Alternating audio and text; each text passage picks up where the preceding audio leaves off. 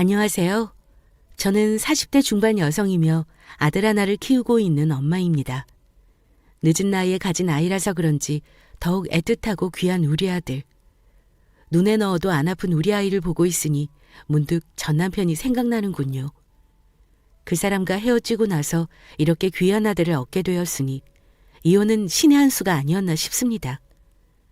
그 당시에는 큰 충격과 상처로 힘들었지만 지금은 이렇게 곱씹어 볼 수 있는 여유가 생겼고 문득 그 시절이 생각나 이렇게 사연을 쓰게 되었습니다.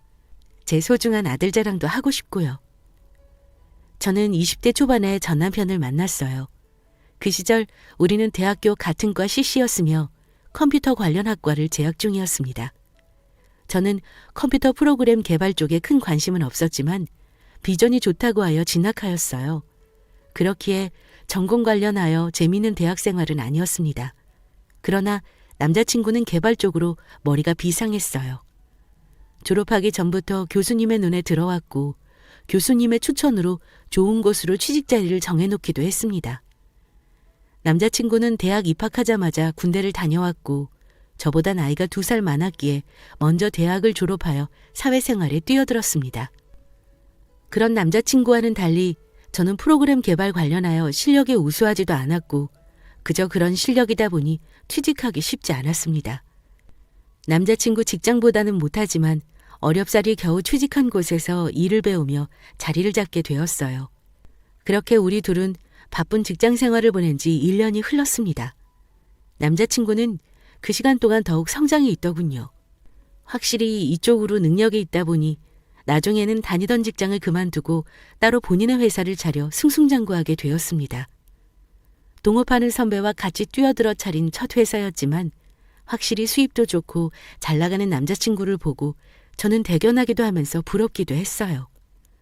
그런 저를 알기라도 하는지 대뜸 사업도 잘 되고 자리도 잡혀가고 있으니 슬슬 결혼하고 싶다고 하였습니다. 사업이 잘 돼가는 모습에 저희 부모님께서는 고민하지 않으시고 결혼을 밀어붙이셨습니다. 저도 결혼은 싫지는 않았기에 제 나이 25살에 결혼하게 되었고 남자친구는 그렇게 저의 남편이 되었습니다. 남편이 사업에 더 온전히 집중할 수 있도록 부랴부랴 결혼하고 신혼생활을 보내던 중 어느 날은 밥을 먹으며 제게 이러더군요. 자기 계속 그 회사에 다닐 거야? 왜? 아니, 내가 하는 사업도 잘 되고 있고 앞으로도 전망이 좋으니까 우리 둘이 사는 건 내가 혼자 버는 걸로 충분할 것 같아서 그 회사 다니는 거 힘들어하기도 했고. 힘들기야 하지. 그래도 어떻게 나 혼자 쉬어. 자기는 고생인데. 나는 괜찮아. 쉬면서 집안일하고 서방 내조해주면 되지. 그리고 돈 버는 것보다 집안일이 더 힘들어. 우리 엄마 보니까 엄청나게 힘들어 하시더라. 난 나가서 쉬운 돈 벌기로 할 테니까 자기는 집에서 편히 쉬면서 가정주부 해. 정말 그래도 돼? 그럼 나 진짜 그만둔다? 그래. 남편의 배려 섞인 말에 저는 감동을 하였고 이참에 정말 일을 정리하고 집안 살림을 하며 남편을 제대로 내조해보고 싶어졌습니다. 그런 결심이 서자마자 제 핸드폰이 울리더군요. 전화를 건 사람은 시어머님이셨습니다. 얘야, 이번 주 주말에 시간 좀 내거라. 나랑 어디 좀 가게. 이번 주 주말에요? 별다른 계획은 없긴 한데 어디 가시려고요? 우리 동네에 큰 한의원이 하나 있는데 거기서 너 보약 한 대 지어주려고 그러지. 갑자기 보약이요? 감사한데 저 어디 아픈 것도 없고 튼튼해요. 되려 제가 보약 지어드려야 하는걸요. 아이고, 자고로 여자는 몸이 따뜻해야 하는 법이야. 그래야 얼른 아기도 같지. 내가 저번에 보니까 손발도 차고 몸도 빼짝 말라서 못 쓰겠더라. 아기 가질 수 있게 몸을 다스리는 한약이 있다고 하니까 그거 한 재 지어주마. 그럼 주말에 보는 걸로 하고 난 이만 끊는다. 갑작스러운 어머니의 보약 타령에 저는 당황스러웠습니다. 남편에게도 이 사실을 말했죠. 남편은 대략 짐작한다는 듯이 심드렁한 표정으로 제게 말했습니다. 어머님이 나 보약 지어주신대. 임신할 수 있도록 몸 가꿔주는 한약으로. 갑자기 왜 임신 타령이시지? 우리 엄마 빨리 손자 보고 싶어 하셨어. 저번에 나한테도 그러시더라. 젊을 때 빨리 애 갖는 게 좋다고. 두고 보니 나도 엄마 말씀이 맞는 것 같아. 우리 아이 갖는 거 미룰 수 없잖아. 그래서 임신 계획을 서두르자는 거야? 나는 아직 아기 생각 없단 말이야.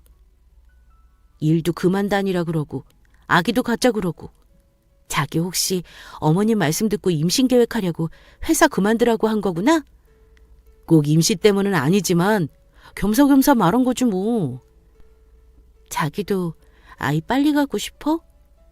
아이 생기면 좋지. 나야 미룰 게 뭐 있어?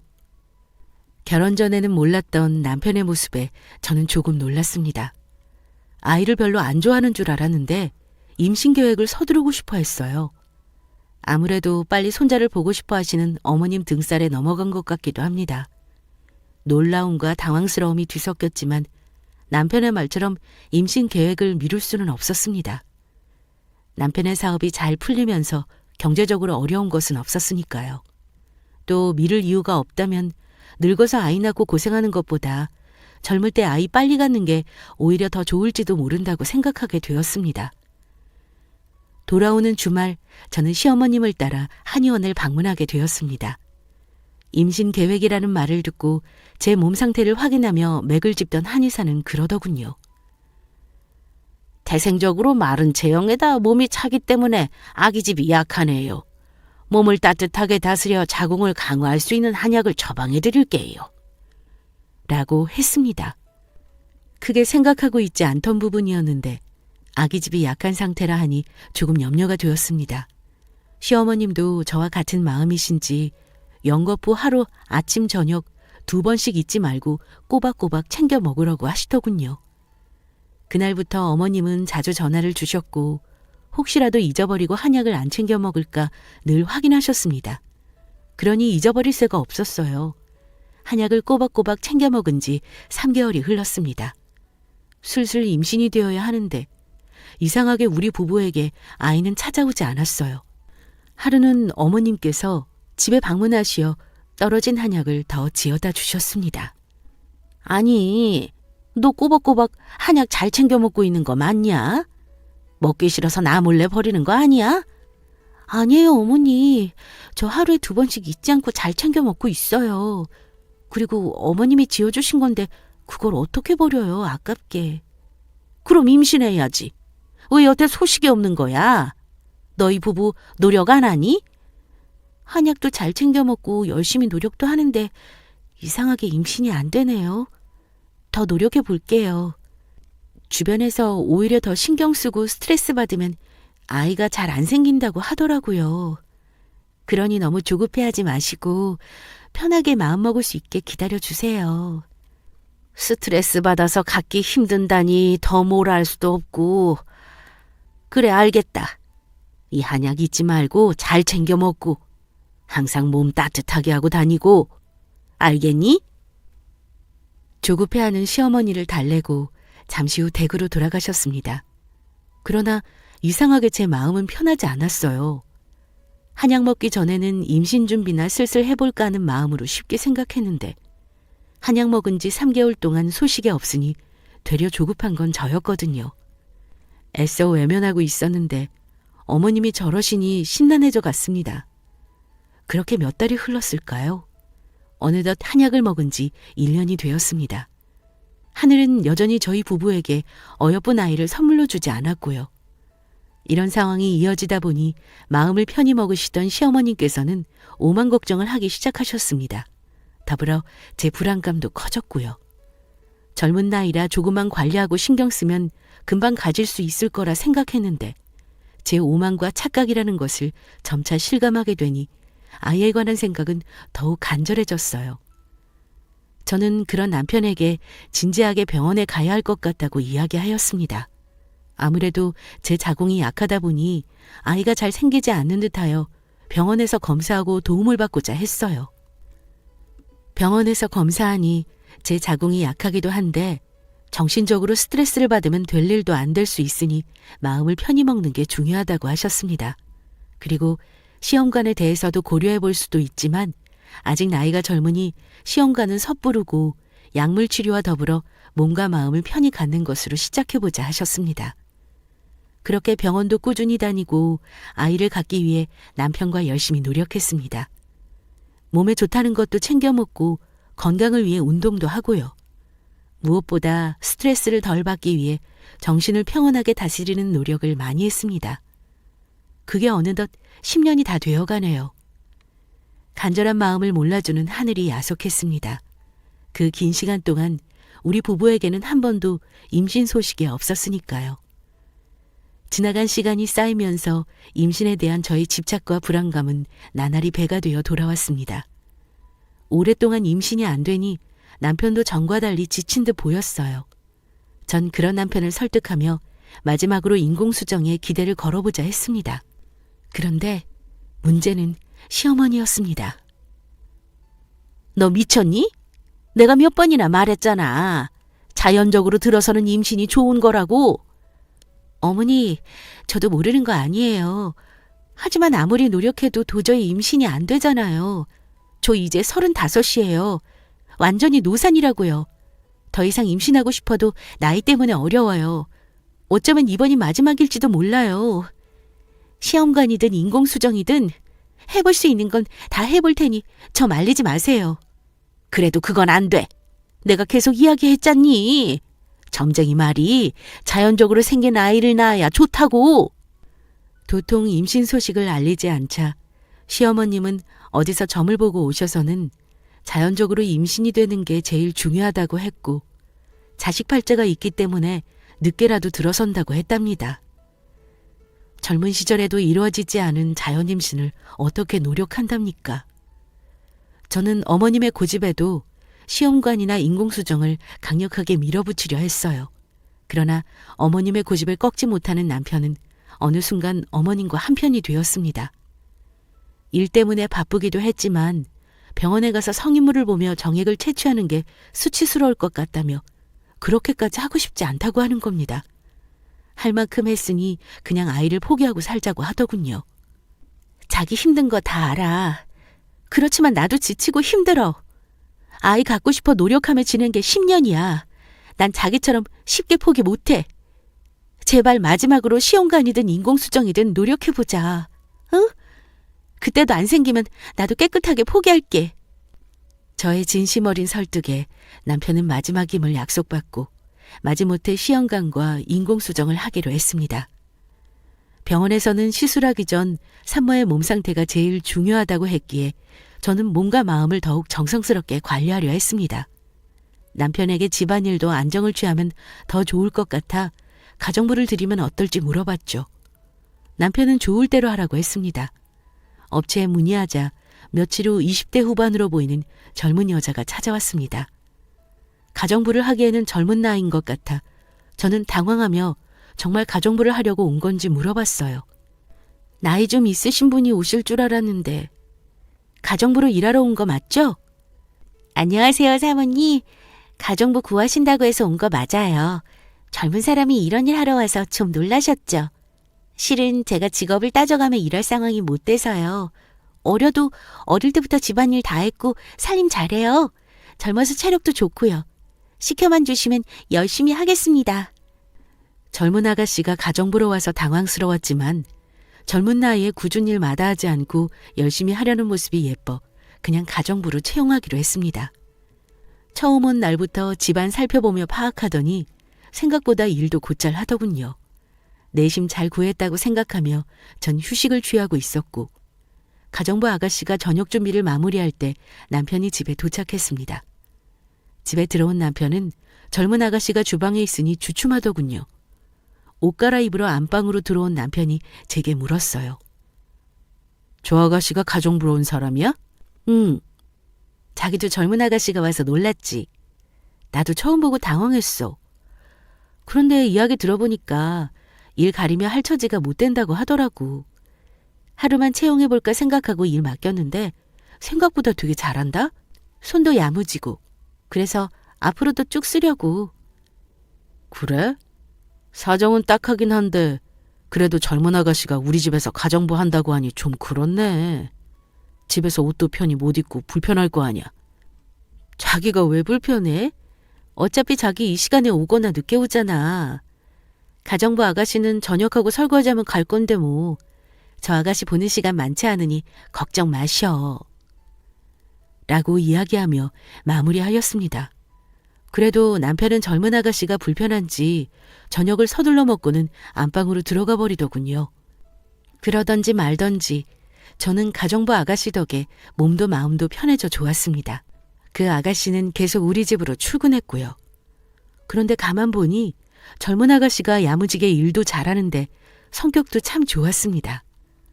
늘 웃는 얼굴에 서글서글하니 친화력이 참 좋더라고요. 애교 있는 말투와 행동으로 저와 빠르게 친해질 수 있었습니다. 일을 어느 정도 하고 잠시 쉴 겸 저랑 이야기를 나누게 되었어요. 그런데 사모님, 사장님은 언제 만나서 결혼하신 거예요? 남편이랑은 대학교 때부터 알았어. CC였거든. 와, 그러면 엄청나게 오래 사귀셨네요. 두 분이 많이 사랑하셨나 보다. 저도 그런 연애하고 결혼하고 싶은데 부러워요. 나래 씨는 남자친구 없어? 한창 좋을 나이인데. 저는 뭐 먹고 사는 게 더 중요해서요. 남자는 천천히 만나야죠. 그렇구나. 그래도 좋을 나이인데 아쉽겠네. 나중에 내가 괜찮은 사람 있으면 소개해줘야겠다. 이렇게 손도 야무지고 살림도 잘하니 남자들이 좋아할 거야. 정말요? 저야 좋죠. 그런데 사모님, 며칠 일하다 보니 궁금한 게 있는데 여쭤봐도 될까요? 응, 뭔데? 보니까 두 분밖에 못 봐서요. 혹시 아이는 없으신가요? 조심스러운 나래 씨의 물음에 저는 긴 한숨을 쉬었습니다.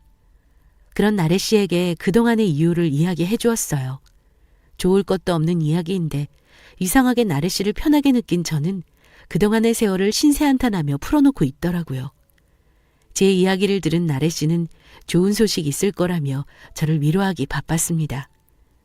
그런 그녀의 태도에 제 마음이 풀어지더군요. 전부터 동생 하나 있었으면 하는데 제 친동생이 생긴 듯 그런 그녀가 편했습니다. 때로는 동생처럼 때로는 친구처럼 의지하며 지내게 되었습니다. 그렇게 몇 달이 지났을까요? 어느 날은 시어머니께서 제 덕이 부족하여 자식 문이 열리지 않는다는 스님의 말을 들으시고는 공을 세워야 한다며 저와 같이 절을 가자고 하셨습니다.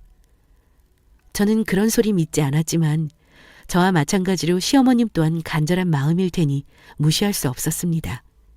정말 마지막이란 생각으로 할 수 있는 건 다 해보자는 심정으로 어머님을 따라 절을 다니게 되었고 밤늦게까지 마음을 비우는 수양을 하며 지냈습니다. 그렇다 보니 남편 혼자 저녁을 먹는 일이 많아졌고 저의 빈자리를 나래 씨가 채워주게 되었죠. 어떨 때는 어느 사찰에 있는 주지 스님이 영험하다며 저를 데리고 지방으로 가실 때도 있었습니다.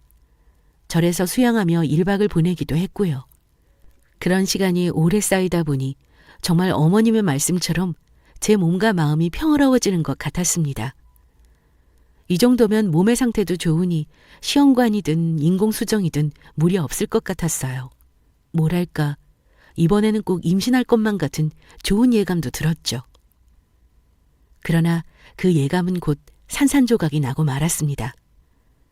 사건이 일어난 그날도 어김없이 시어머님을 따라 공을 세우던 중 시아버지께서 몸이 안 좋으시다며 어머님을 찾으시는 바람에 생각보다 집에 일찍 도착하게 되었습니다. 얼추 남편이 퇴근하고 집에 올 때가 되었죠. 저는 오랜만에 같이 식사를 해야겠다 싶어 서둘러 집에 들어갔습니다. 그런데 신발 현관에 남편의 신발이 있더군요. 벌써 퇴근했나 싶어 들어가 보니 집안은 조용했습니다. 그때 안방에서 남녀가 대화하는 소리가 들렸습니다. 이상한 기분에 조심히 다가가 살펴보니 남편과 나래 씨가 침대에 나란히 붙어 누워 이야기하고 있는 겁니다. 제가 본 광경을 믿을 수 없었어요. 조용히 그들을 지켜보니 둘은 연인 사이처럼 서로를 어루만지며 이야기를 주고받더군요. 오빠, 오늘 저녁 정말 맛있었어. 오빠 덕에 비싼 레스토랑도 가보고. 나 너무 행복해. 그깟 레스토랑 오빠가 얼마든지 데려가 주지. 다음에 또 가자. 그리고 뭐 갖고 싶은 거 있으면 말만 해. 오빠가 우리 나래 갖고 싶은 거 다 사줄게. 정말? 역시 우리 오빠는 얼굴도 멋지고 자상하다니까. 정말 최고야. 오늘 그 사람 늦게 온다고 했으니까 편히 쉬자. 오빠가 데려다 줄게. 두 사람의 대화는 누가 봐도 연인 사이임이 분명했습니다. 저는 그토록 임신을 바라며 이렇게 열심히 노력하고 있는데 남편이란 사람은 어린 년이랑 붙어서 이러고 있다니요. 정말 세상이 원망스럽고 제 하늘은 무너져 내렸습니다. 저는 문을 벌컥 열고 들어가 두 사람을 향해 소리를 질렀죠. 저를 본 두 사람은 눈이 커지며 놀라 벌떡 일어났습니다. 너희 둘이 지금 뭐 하는 거야? 그래 남자랍시고 바람 피우니? 왜? 젊은 년이랑 붙어 먹으니까 그렇게 좋아? 아내란 사람은 어떻게 하면 임신할까 이렇게 발버둥 치면서 사는데 남편이란 놈은 이게 뭐 하는 짓이냐고. 그동안 내가 늦게 오거나 집에 못 올 때마다 인연이랑 붙어 먹었니? 그리고 너 아주 앙큼한 애였구나. 어떻게 나한테 이럴 수 있어? 자기야, 다 오해야. 진정하고 내 말 좀 들어봐. 당신이 오해할 수 있는데 그러니까 우리 둘은 그냥 친구처럼 지내는 사이라고. 친구? 친구 좋아하네. 친구끼리 주물럭거리면서 붙어있니? 내 눈으로 다 봤는데 무슨 헛소리야? 맞아요, 사모님. 저 오빠랑 만나고 있어요. 오빠, 이렇게 된 거 그냥 솔직하게 다 말하자. 우리 사랑하는 사이잖아. 내가 사랑하는 건 우리 아내야. 너랑은 그냥 심심풀이로 만나는 거라고. 자기야, 나 자기밖에 없어. 어린 게 하도 꼬리치길래 내가 잠시 미쳤나 봐. 남편은 제게 다가와 저를 설득하기 시작했고 그녀는 저와 남편을 노려보더니 눈물을 흘리며 밖으로 뛰쳐나갔습니다. 전 더 이상 남편의 이야기를 듣고 싶지 않았어요. 잠시 미쳤다고 해도 10년 동안 아이를 가지려고 노력하며 지낸 저를 생각한다면 이런 실수를 하면 안 되죠. 이 남자에게 오만정이 다 떨어지고 소름이 끼치며 실망감은 이루 말할 수 없었어요. 남편의 옷가지 몇 벌을 큰 가방에 쑤셔놓고 문 밖으로 집어던지며 당장 꺼지라고 쫓아냈습니다. 남편은 문 앞에서 저를 계속 부르며 무릎 꿇고 빌었고요. 전 그런 남편을 더 이상 생각하고 싶지 않았습니다. 그 뒤로 물 한 모금도 못 먹고 눈물로 하루하루를 보낸 것 같습니다. 남편은 퇴근하고 돌아오면 문 앞에서 무릎 꿇고 제게 용서를 구했고요. 잠깐은 실수라고 한 번만 용서해달라고 했습니다. 전 그런 남편을 생각할수록 더욱 괴로웠습니다. 날 배신하고 바람 피운 그 남자를 아직 사랑하고 있었기 때문이었죠. 고통과 혼란 속에서 살얼음 같은 냉전을 유지하며 지냈습니다. 남편은 그 여자를 다 정리했다며 제게 용서를 구했고 전 텅 비어버린 빈 껍질인 채로 몇 달을 허송세월로 보냈습니다. 그러던 어느 날 잊고 있던 그년이 절 찾아왔습니다.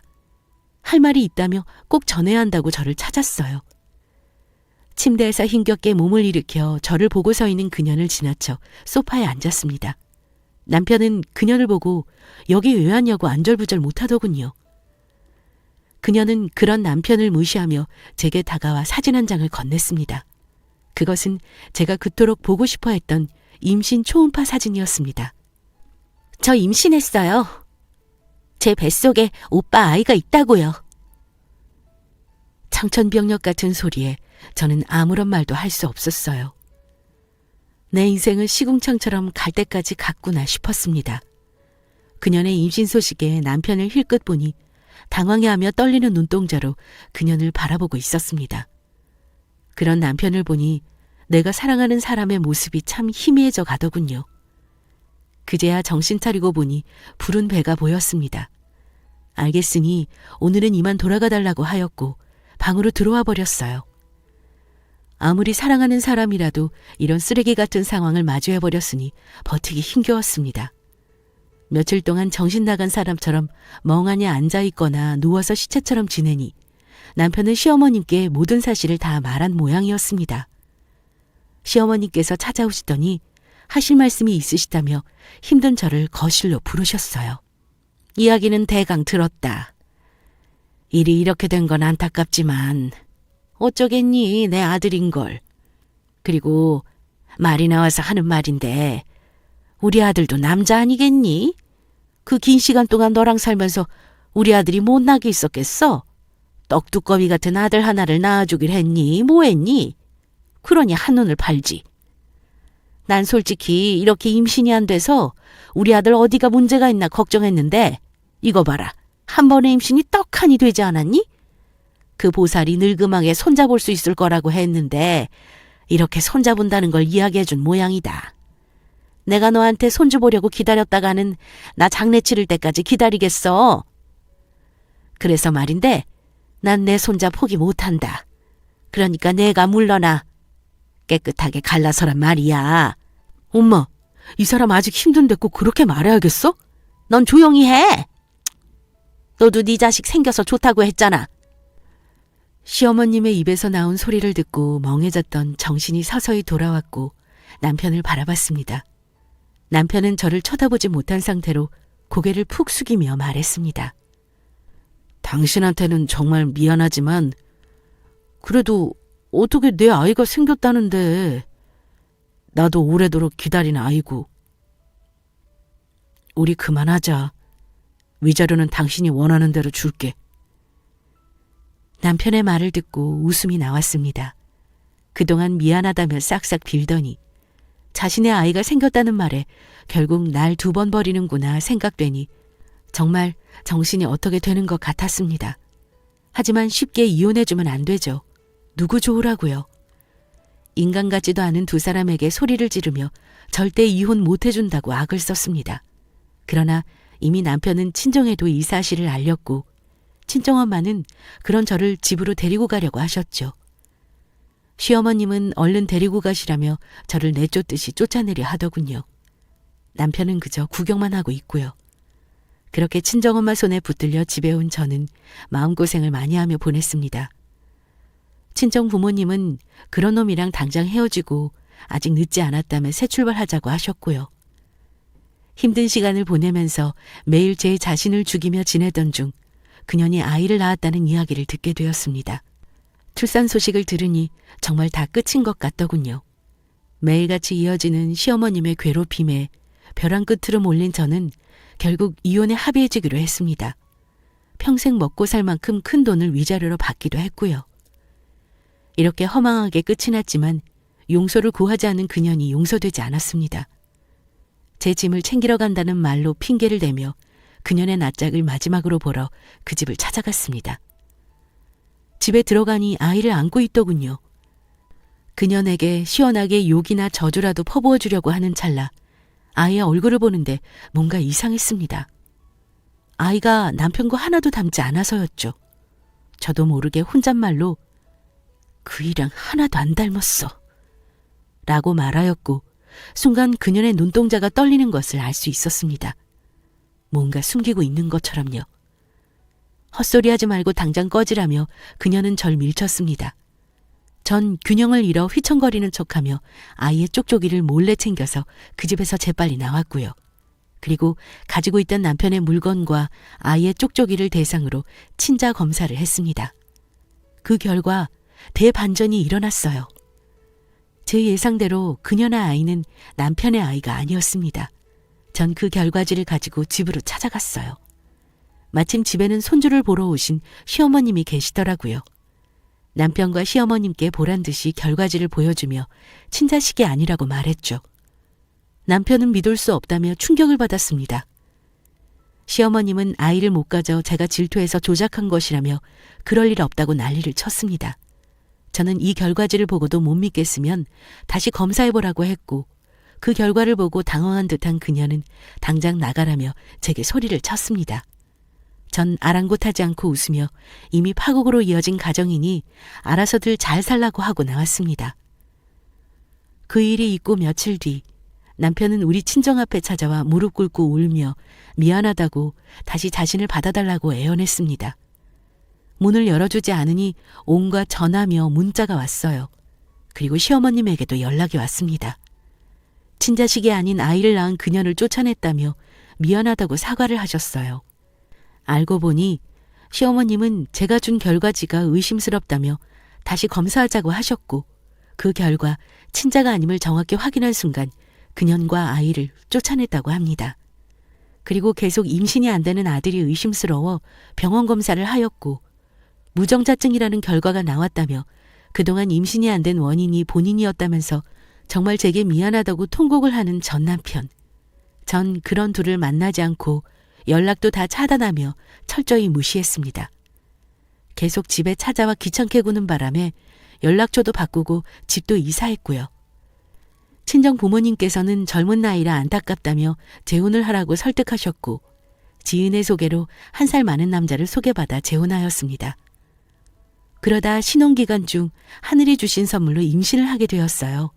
나이가 많아서 임신을 포기하고 있었는데 정말 그 무당의 말이 맞았는지 늙음하게 아이를 가졌습니다. 소중하고 아주 예쁜 아들을 낳았어요. 우리 세 가족은 행복한 날들을 보내고 있었어요. 저는 한번 가정의 실패로 얻은 상처를 잘 치유하여 잊고 있었죠. 그러나 우연은 참 기가 막히게 일어났습니다. 우연히 아들을 데리고 남편과 외식을 하다가 계산을 하던 중 전 시어머님, 시아버님, 전 남편이 식사하러 왔는지 식당 안으로 들어오더라고요. 저를 본 시어머님과 남편은 걸음을 멈춰섰습니다. 처음에 알아본 저도 주춤거렸지만 곧바로 밝게 웃으며 인사를 건넸어요. 안녕하세요. 식사하러 오셨나 봐요. 그동안 잘 지내셨죠? 전 남편이랑 식사하고 나오는 길이에요. 보시다시피 좋은 사람 만나서 새 가정 꾸렸거든요. 참, 우리 아들이에요. 너무 예쁘죠? 당신 덕에 이렇게 아이도 갖게 되고 정말 고마워. 그리고 어머니, 그 무당 실력 좋네요. 늙음하게 아이 갖는다는 말이 맞았어요. 식사 맛있게 하세요. 저는 이만 가볼게요. 시어머님은 저를 째려보고 계셨고 전 남편은 멍하니 우리 가족을 쳐다보더라고요. 그런 그들을 지나쳐 나와 남편의 손을 잡고 집으로 향했습니다. 집으로 돌아오는 내내 기분이 참 좋았습니다. 이런 우연이 어디 있나. 세상 참 좁다 싶다가도 나의 행복한 순간을 보란듯이 보여줬으니 신이 나더군요. 지금의 내 남편과 아들이 참 자랑스럽고 더욱 사랑스럽게 보였어요. 저는 앞으로 우리 가족과 꽃길만 걸어보려 합니다. 지금까지 제 긴 이야기 들어주셔서 감사합니다. 여러분 가정도 항상 행복하세요.